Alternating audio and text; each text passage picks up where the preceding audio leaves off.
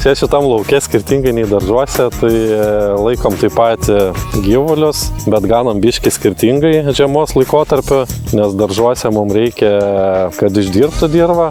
Tai intensyviai, ta prasme, vienoje vietoje maždaug ganusi, o čia stengiamės ganyti plačiai. Tai yra tose vietose, kur matom, kad yra tokių kažkokių krūmų, kurie užgožia paskui žolės augimą, ten stengiamės sustatyti tuos rulonus ir tada karvės ant daugiau vaikšto ir ištripia tam susautam kanopom. Va tie medžiai visi, tai kur jie yra taip nulenkti, jie nusilenkia tą medžią su ragais ir nuvalgo visus lapus ir palygint storus tos medžius nulenkia. Čia šitas laukas, kur dabar matom, tai buvo čia žolės pavasarį, tai kaip tiek va.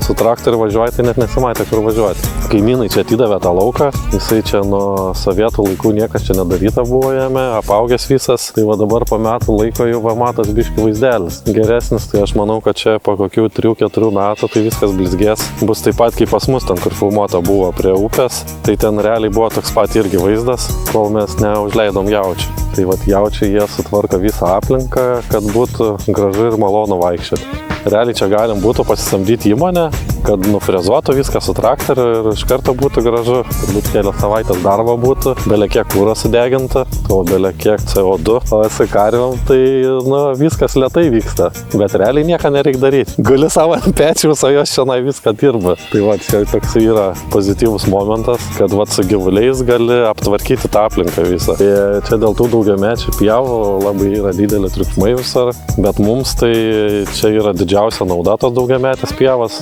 nes pati daugiametė pieva, tai čia yra labai didelė bioįvairovė, labai daug visokių vabalų gyvena, pačios tos stirnos čia irgi laksta kartu per šoką, per tas tvoras, jam čia ne problema, gaunasi kartu su tais jaučiais. Ir gaunasi čia, kad daug tų visokių gyvūnų, daug žolių visokių, gamtai nauda, kad čia visi gali gyventi draugiškai, o mums nauda, kad gauni tų kokybišką produktą.